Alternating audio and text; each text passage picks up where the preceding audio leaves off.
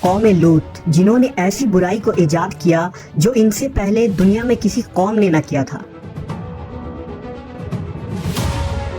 ایسی بدکاری جس کی مثال تاریخ میں کہیں نہیں ملتی۔ اس قوم نے ایسا کیا کام کیا تھا اور ان کا کیا انجام ہوا؟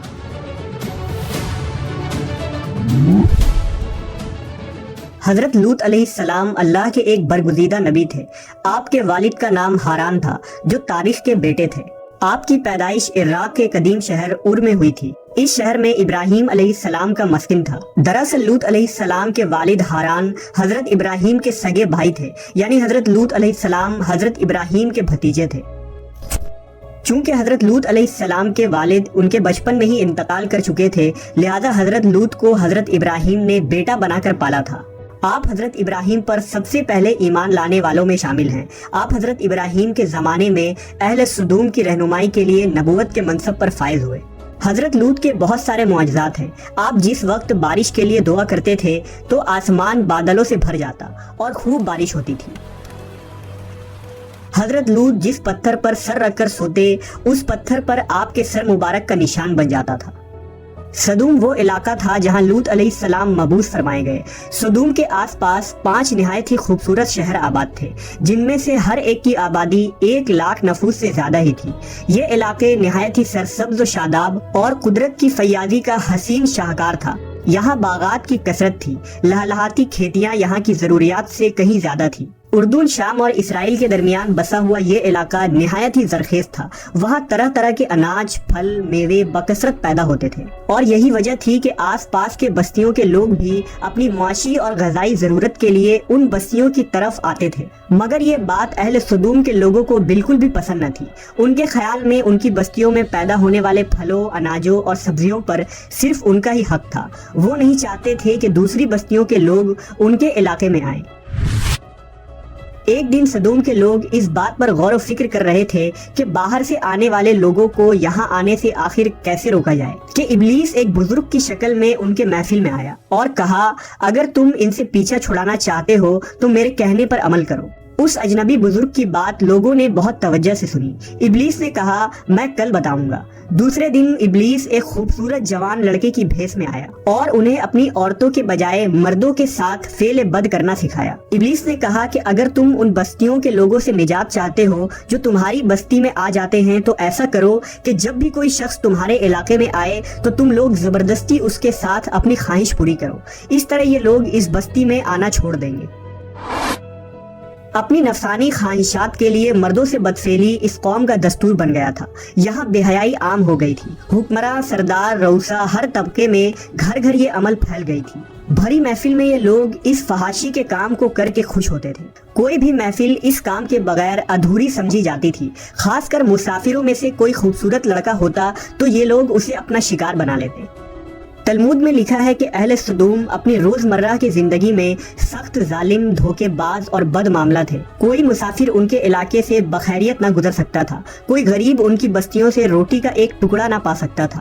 بارہا ایسا ہوتا تھا کہ باہر کا آدمی ان کے علاقے میں پہنچ کر فاقوں سے مر جاتا اور یہ اس کے کپڑے اتار کر اس کی لاش کو برہنہ دفن کر دیتے۔ اپنی وادی کو انہوں نے ایک باغ بنا رکھا تھا جس کا سلسلہ میلوں تک پھیلا ہوا تھا۔ اس باغ میں وہ انتہائی بے حیائی کے ساتھ اعلانیہ بدکاریاں کرتے تھے۔ حضرت لوط علیہ السلام نے انہیں توحید کی دعوت دی اور بدکاری کے اس گھنونے عمل سے توبہ کرنے کا حکم دیا۔ حضرت لوط نے کہا، تم بے حیائی کیوں کرتے ہو؟ کیا تم عورتوں کو چھوڑ کر لذت حاصل کرنے کے لیے مرد کی طرف مائل ہوتے ہو؟ حقیقت یہ ہے کہ تم احمق لوگ ہو۔ حضرت لوط اہل سدوم کو دن رات واعظ و نصیحت کیا کرتے، لیکن قوم پر اس کا کوئی اثر نہ ہوا، بلکہ وہ بہت فخریہ انداز میں یہ کام کرتے تھے۔ انہیں حضرت لوط کا سمجھانا بھی برا لگتا تھا، لہٰذا انہوں نے صاف صاف کہہ دیا کہ اگر تم ہمیں اسی طرح برا کہتے رہے اور ہمارے کاموں میں مداخلت کرتے رہے تو ہم تمہیں اپنے شہر سے نکال دیں گے۔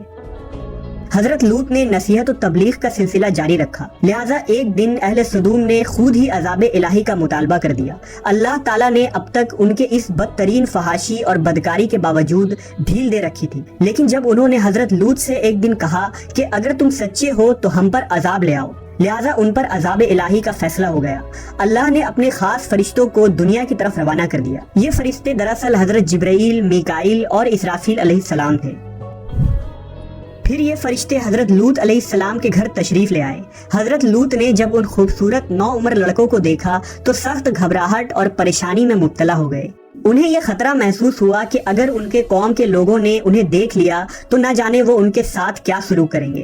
حضرت لوط کی بیوی کا نام وائلہ تھا۔ اس نے آپ پر ایمان نہ لایا تھا اور وہ دراصل منافقہ تھی، وہ کافروں کے ساتھ تھی۔ لہٰذا اس نے جا کر اہل سدوم کو یہ خبر دے دی کہ لوط کے گھر نوجوان لڑکے مہمان ٹھہرے ہوئے ہیں۔ یہ سن کر بستی والے دوڑتے ہوئے حضرت لوط کے گھر پہنچے۔ حضرت لوط نے کہا، اے قوم، یہ جو میری قوم کی لڑکیاں ہیں یہ تمہارے لیے جائز اور پاک ہیں۔ اللہ سے ڈرو اور مجھے میرے مہمانوں کے سامنے رسوا نہ کرو۔ کیا تم میں سے کوئی بھی شائستہ آدمی نہیں؟ حضرت لوط کی بات سن کر وہ لوگ بولے، تم بخوبی واقف ہو کہ ہمیں تمہاری بیٹیوں سے کوئی حاجت نہیں، اور جو ہماری اصل چاہت ہے اس سے تم بخوبی واقف ہو۔ قوم لوط کے اس بے شرمانہ جواب سے اندازہ لگایا جا سکتا ہے کہ وہ فعل بد میں کس حد تک مبتلا ہو چکے تھے۔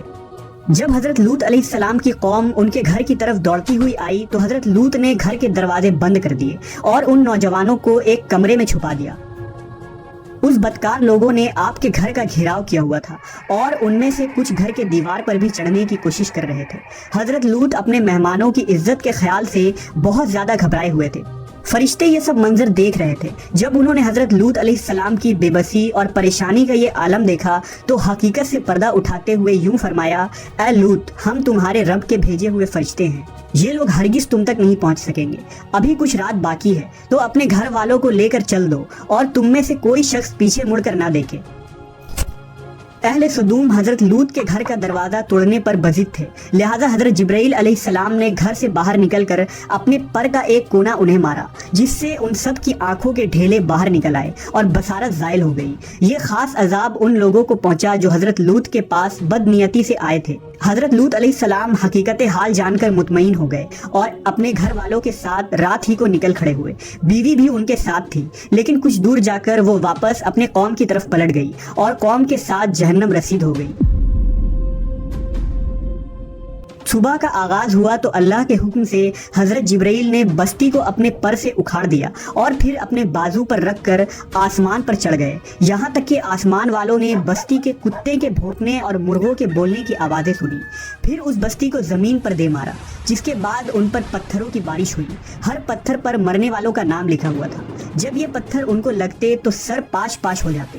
صبح سویرے شروع ہونے والا یہ عذاب اشراق تک پوری بستی کو نیست و نابود کر چکا تھا۔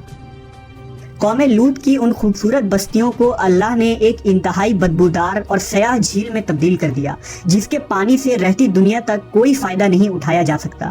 سمندر کے اس خاص حصے میں کوئی جاندار، مچھلی، میڈک وغیرہ زندہ نہیں رہ سکتے، اس لیے اسے ڈیڈ سی یعنی بحر مردار کہا جاتا ہے، جو اسرائیل اور اردن کے درمیان واقع ہے۔ ماہرین آثار نے 10 سالوں کی تحقیق و جستجو کے بعد اس تباہ شدہ شہر کو دریافت کیا تھا۔ تحقیقات سے پتہ چلا تھا کہ اس شہر میں زندگی بالکل ختم ہو چکی ہے۔ اس شہر کے راستے اور کھنڈرات کو دیکھ کر آرکیولوجسٹ نے یہ اندازہ لگایا کہ جب یہ شہر تباہ ہوا تو اس وقت لوگ روزمرہ کے معمولات کے کاموں میں مشغول تھے اور یہاں زندگی اچانک ختم ہو گئی تھی۔ اہل سدوم جنہیں پتھر بنا دیا گیا تھا، ان کے بت ابھی تک بحر مردار کے پاس موجود ہیں، جو تا قیامت لوگوں کے لیے ایک عبرت ہے۔ آج یورپی ممالک میں انسانی آزادی کے نام پر اس بدکاری کی اجازت دی جاتی ہے اور اس فحش عمل کو فخر سمجھا جاتا ہے، مگر حقیقت یہ ہے کہ ہم جنس پرستی بالکل فطرت کے خلاف ہے، جس سے انسانی معاشرہ تباہ و برباد ہو جاتا ہے۔ روایتوں کے مطابق ایک مرتبہ حضرت سلیمان علیہ السلام نے شیطان سے پوچھا کہ اللہ کے نزدیک سب سے بدترین عمل کیا ہے؟ ابلیس بولا، جب مرد مرد سے بدفعلی کرے اور عورت عورت سے خواہش پوری کرے۔ حضرت ابن عباس سے روایت ہے کہ رسول اللہ صلی اللہ علیہ وسلم نے فرمایا کہ اس شخص پر اللہ پاک کی لعنت ہو جو قوم لوط والا عمل کرے۔